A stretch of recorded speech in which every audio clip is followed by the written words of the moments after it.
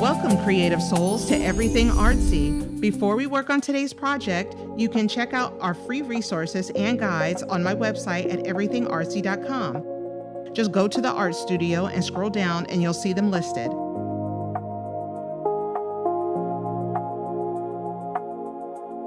All right, so welcome to Everything Artsy. We're going to do an awesome Sensational Gemstones pour. And I'm going to be using, let's see, we have 2, 4, 6, 8, 10, 12. I do believe this is going to end up being a 13 color pour. So right now I'm just pouring in my Floetrol, and I see that it's kind of lumpy, so I'm going to be removing some of these lumps.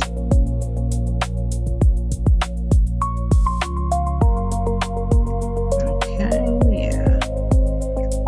Sorry, it takes me a second when I'm working on this. You just want to get out as many lumps as possible. Sometimes when you just don't see those lumps, they show up later once it's dried, and it's not very pretty unless that's the look you're going for. So now I'm just pouring in a small amount into each cup.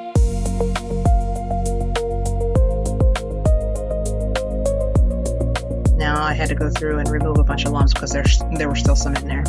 Now, this is the major prep work of it all, is finding all the colors that I want to use. And I do like to use the Lukas CRYL Studio paints. And I'm selecting all my colors here now.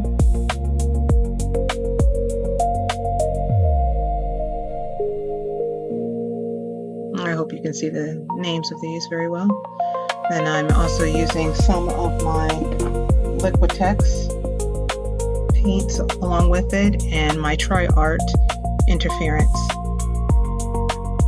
So now here's the fun part of putting the paint, the right amount of paint that is, into each cup.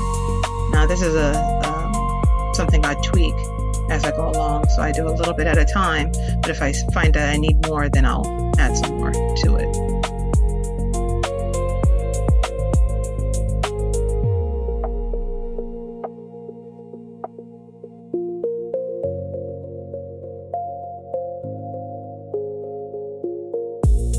Sorry for putting my head in the way. All right.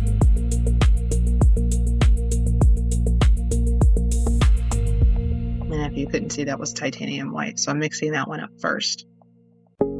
Just spinning things up. Okay, the white is completed. Move that to the side, and now it's time to get them all going.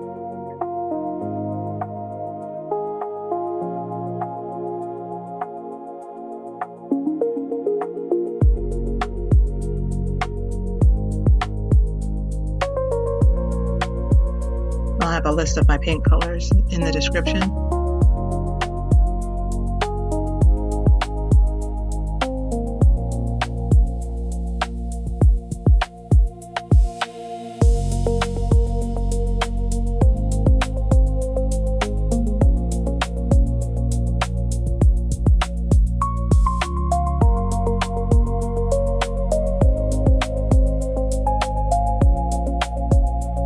Okay, so I guess you guys basically are getting the idea here.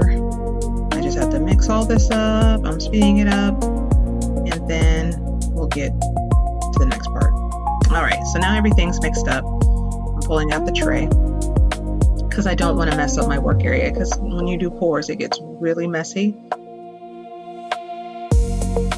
And I like to use a sheet of parchment paper.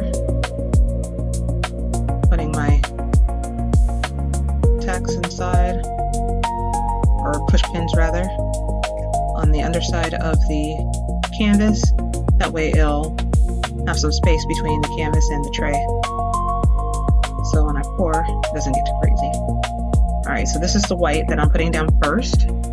I'm just gonna make sure it's covering the surface, and that it'll make it so that the paint will move well, you know, once I pour it on there.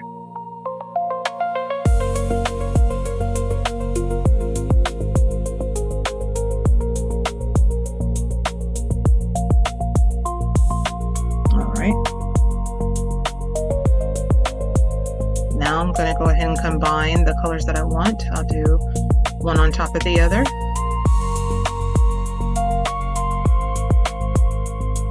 And if you want to know the order in which I'm doing it, I will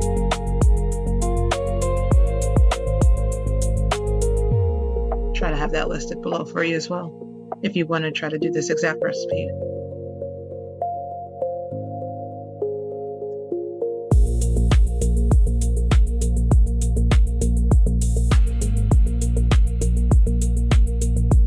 So as you can see, some of them that I put in, I pour in directly. So the other ones I'll put in and I kind of do like a little swirl around. It's going to give a really unique result, you'll see, once we do the actual pour.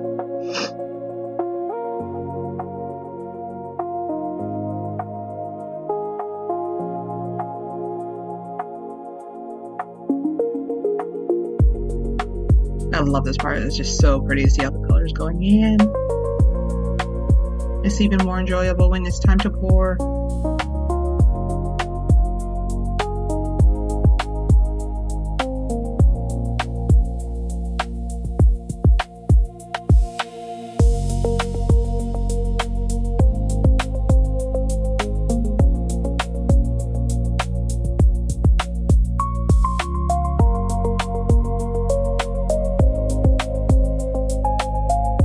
Okay, it's time.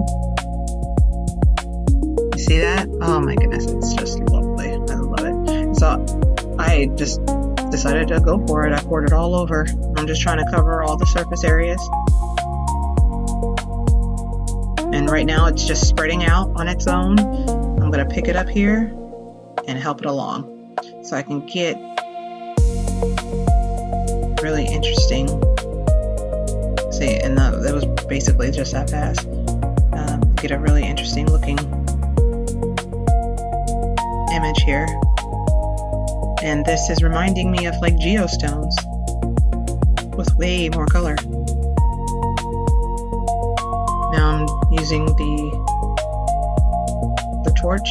This is going to help open up some of the cells even more as it continues to like spread, because as it sits, it still spreads on its own. And if I don't have the push pins in level, then you'll see that it's moving in a certain direction. So I might have to tweak that later. See how beautiful that is? It didn't take much. I just poured it all over the canvas, and then see, there was a time lapse there where it shifted just a little bit more. So now I'm just trying to get it back to where I wanted it. And once I have it, I'm just going to let it sit, cure, and do its thing. Now just keep in mind that your wet paint that you see right now, when it dries darker, and it does change. That's just what paint does after it cures. And then here you have it. Thank you so much for watching today. I really enjoyed the Sensational Gemstones, doing this pour with you. And please visit my website at www.everythingartsy.com. Have a wonderful day. Bye-bye.